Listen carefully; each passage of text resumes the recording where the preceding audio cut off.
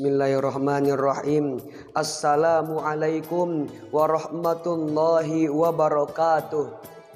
Alhamdulillahilladzi an'ama alaina binikmatil iman. Wassalatu wassalamu ala afdalil imam wa ala alihi wa ashabihil kiram, amma ba'du. Faqala Allah ta'ala fil Qur'anil Karim, a'udzu billahi minasyaitonir rajim. Bismillahirrahmanirrahim. Ya ayyuhalladzina amanu in tansurullaha wa yunsirkum wa yuthabbit aqdamakum. Shadaqallahul azim wa sadaqa rasulul habibul karim wa nahnu ala dzalika minasyahidina wa syakirin walhamdulillahi rabbil alamin. Yahsulul ilma bita'allum wa tahsulul barakah bil khidmah. Puji dan syukur mari kita panjatkan kepada Allah yang Maha Ghafur, yang mana beliau telah memberikan beribu-ribu, berjuta-juta kenikmatan kepada kita, yakni diantaranya kita bisa berdiri, kita bisa duduk, kita bisa hidup pada zaman sekarang ini, pada waktu sekarang ini, yaitu pada bulan suci Ramadan. Semoga Allah tetap berkahi, tetap beri taufik kepada kita, amin ya rabbal alamin. Salawat beserta salam semoga tercurah limpahkan kepada baginda alam, the best of the best, leader of leadernya, di habibana wa nabiyana wa rasulana wa maulana Muhammad sallallahu alaihi wasallam. Hadirin wal hadirat dimanapun berada yang saya hormati, semoga Allah muliakan. Setiap manusia, setiap orang muslim di hadapan Allah itulah orang yang paling baik. Kenapa demikian? Karena setiap muslim yang Allah hendaki untuk beribadah, Allah kehendaki untuk beribadah pada teruntunya pada bulan suci Ramadan ini, maka itu anggap oleh Allah orang yang banyak melakukan kebaikan. Padahal orang yang ada di dunia ini, seluruh manusia yang ada di dunia ini memiliki dua kemungkinan. Yang pertama, orang tersebut melakukan kebaikan, yakni akan mendapatkan kemanfaatan, akan mendapatkan banyak kebaikan, akan mendapatkan banyak pahala dari Allah Subhanahu wa taala dibandingkan dengan kemadaratan yang Allah berikan. Yang kedua, ada orang yang melakukan dirinya setiap waktunya ataupun beberapa saat ia lakukan dengan perbuatan buruk, perbuatan jelek, yakni akan Allah berikan lagi seimbang dengan amal yang kita lakukan, yaitu dengan kejelekan lagi. Maka dari itu kita berbuat baik, maka oleh Allah akan dibalas dengan kebaikan lagi. Dan kita berbuat buruk, maka kita pun akan dibalas oleh Allah dengan keburukan lagi. Maka pada bulan suci Ramadan ini janganlah sampai kita berbuat kejelekan, karena kejelekan akan dapatkan bendu, akan dapatkan balai dari Allah Subhanahu wa taala. Nauzubillahi min dzalik.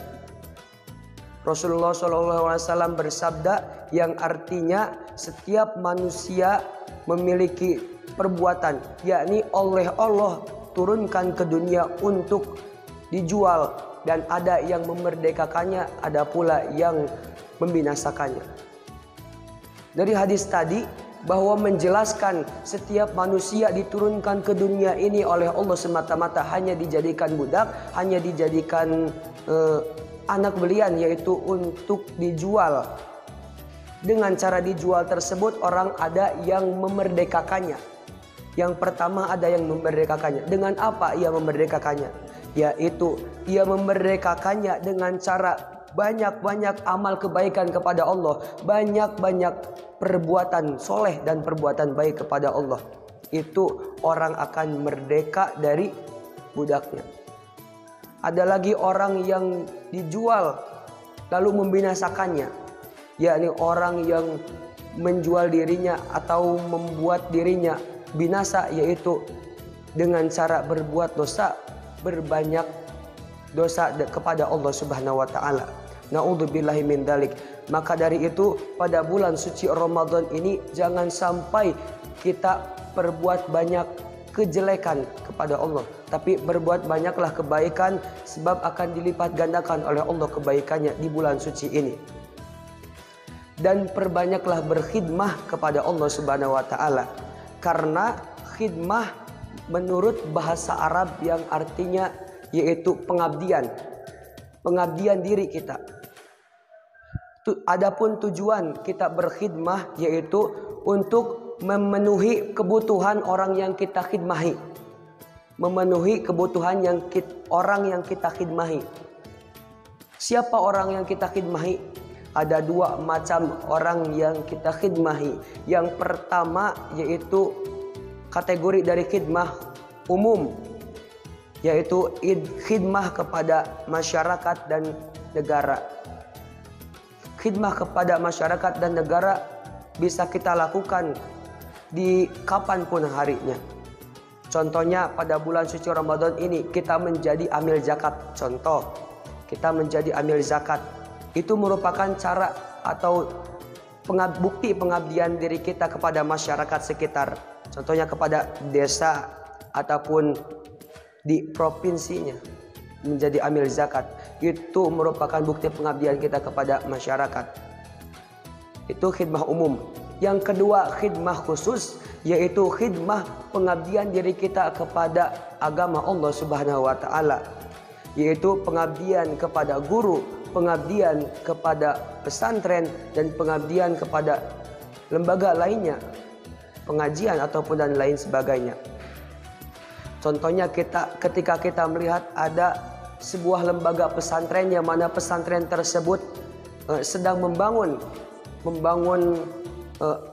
pesantren, maka kita memberikan sumbangan sodakohnya. Itu merupakan ciri atau contoh kita untuk berkhidmah kepada pesantren. Begitu pula kepada agama Allah Subhanahu wa taala. Lalu kepada guru, kita mengabdi kepada guru. Guru menyuruh kita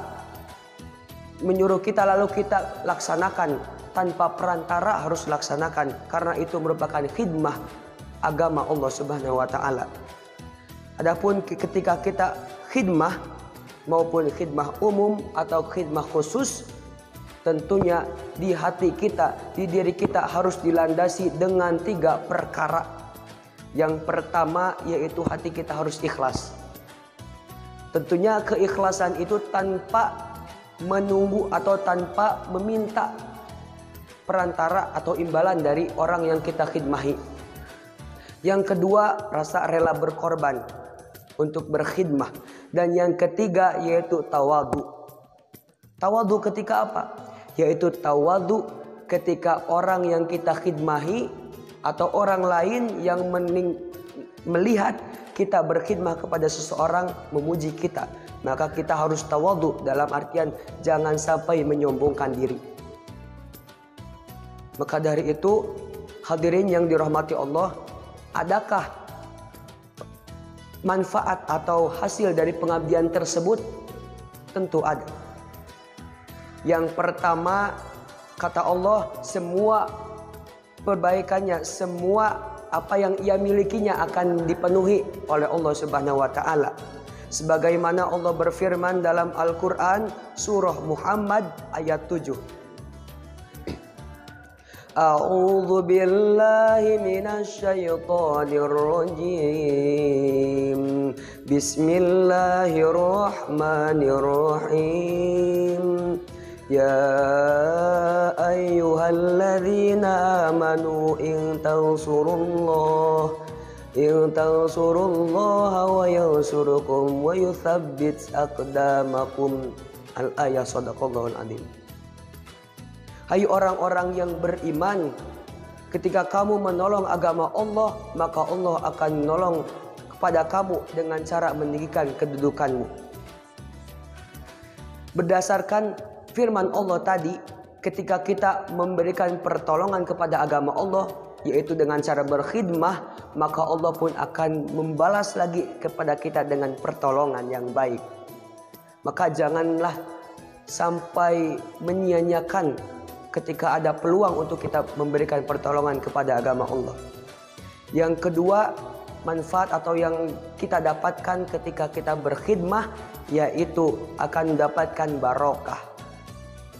Sebagaimana para kaul ulama menyatakan, yasulul ilma bita'alum wa tahsulul barokah bil khidmah.